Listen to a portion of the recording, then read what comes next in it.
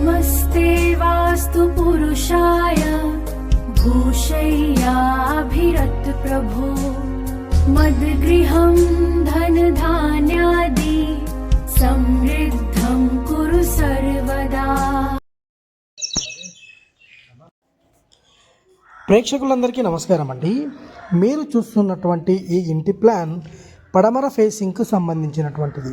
అంటే ఈ ఇంటికి పడమరలో మెయిన్ రోడ్ అనేది ఉంది.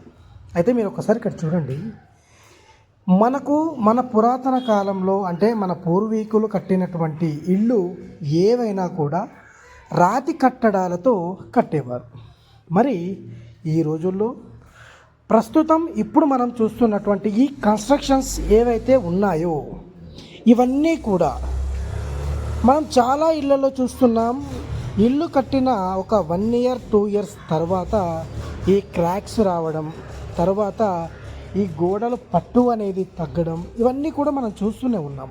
అయితే ఈ ఇల్లు పూర్తిగా పిల్లర్స్ లేకుండా మన పూర్వీకులు కట్టినటువంటి విధానాలతో ఒకసారి మీరు ఇక్కడ చూడండి. ఈ బేస్మెంట్ విడత వచ్చేసి ఒక 4 feet ఉంటుంది. 4 feet వెడల్పు అనేది అంటే ఇస్రం అంటాం చూడండి, వెడల్పు. ఆ నియమాలతో అప్పట్లో మన వాళ్ళు దగ్గర 2 feet గోడలు కానివ్వండి, 18 inches గోడలు కానివ్వండి, 2.5 feet గోడలు కానివ్వండి, ఈ విధంగా గోడలపై ఈ కట్టడాలు అనేది చేసేవారు. మీరు ఒకసారి ఈ స్థలాన్ని అంతా కూడా అబ్జర్వ్ చేయండి. ఈ ఇల్లు ఏ ఇంటికి కూడా టచ్ కాకుండా చూడండి. కాంపౌండ్ వాళ్ళకు పక్కింటికి ఒక గల్లీ అనేది ఉంటుంది. మళ్ళీ మన ఇంటికి మన కాంపౌండ్ వాళ్ళకి ఒక గల్లీ అనేది ఉంటుంది. చూడండి, ఎప్పుడైనా కూడా ఒక ఇల్లు పరిపూర్ణంగా ఉండాలి అంటే ఫస్ట్ మన పరిసర వాస్తు అనేది సరిగ్గా ఉండాలి. మన పరిసర వాస్తు సరిగ్గా ఉన్నప్పుడు మాత్రమే ఆ ఇల్లు మనకు 100% యోగిస్తుంది.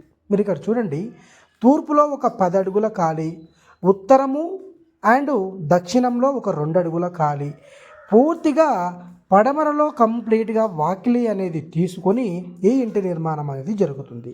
సో ఈ ఇంటికి సంబంధించినటువంటి అప్డేట్స్ ప్రతి ఒక్కటి కూడా రాబోయే రోజుల్లో నేను పాయింట్ టు పాయింట్ వీడియో తీసి మీ అందరికీ కూడా చూపిస్తాను.